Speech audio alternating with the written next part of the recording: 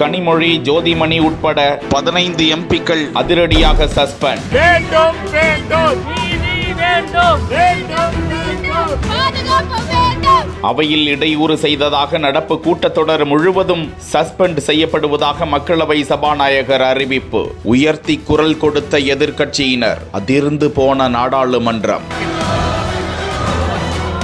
நாடாளுமன்றம் இன்று தொடங்கியதுமே எதிர்க்கட்சியினர் நேற்றைய தினத்தில் பாதுகாப்பு கேள்விக்குறியானது குறித்து கடும் அமளியில் ஈடுபட்டனர். பல உறுப்பினர்களும் இது தொடர்பாக விவாதம் நடத்த வேண்டும், உள்துறை அமைச்சர் அமித்ஷா விளக்கம் அளிக்க வேண்டும் என கோஷம் எழுப்பினர். சபாநாயகர் எத்தனை முறை கூறியும் கட்டுப்படுத்த முடியாததால் காலையில் தொடங்கிய கூட்டத்தொடர் மதியம் 2 மணி வரை முதலில் ஒத்திவைக்கப்பட்டது. 2 மணிக்கு மீண்டும் கூட்டம் தொடங்கியவுடன் எதிர்க்கட்சியினர் அமளியில் ஈடுபட தொடங்கினர். இந்த கூச்சல் குழப்பத்திற்கு இடையே தானாக முன்வந்து அறிக்கை அளித்தார் நாடாளுமன்ற விவகாரத்துறை அமைச்சர் பிரகலாத் சிங் ஜோஷி. இந்த தேசத்தின் ஆழமான பாதுகாப்பு நடவடிக்கைகளில் யாரும் அரசியல் செய்யக்கூடாது. ஒரு சிலர் இதனை அரசியலாக்குவதையே வாடிக்கையாக வைத்துள்ளனர். இது போன்ற பாதுகாப்பு குறைபாடுகள் நாடாளுமன்றத்தில் நடைபெறுவது புதிது அல்ல.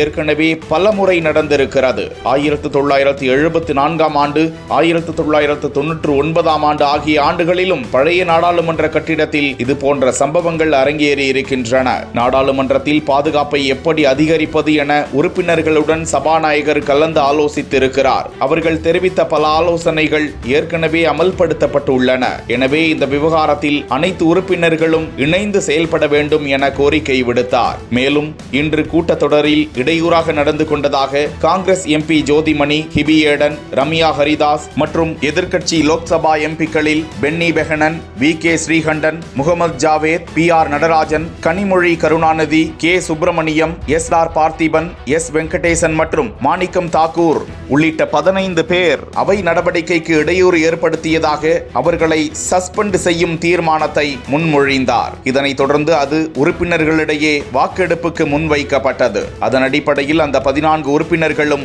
சஸ்பெண்ட் செய்யப்பட்டதாக அறிவிக்கப்பட்டனர். மேலும் அவர்கள் நடப்பு கூட்டத்தொடர் முழுவதும் சஸ்பெண்ட் செய்யப்பட்டதாக அறிவிக்கப்பட்டது. அதனைத் தொடர்ந்தும் எதிர்க்கட்சியினர் அமளியில் ஈடுபட்டதால் நாடாளுமன்றத்தில் சலசலப்பு நிலவ கூட்டம் ஒத்திவைக்கப்பட்டது.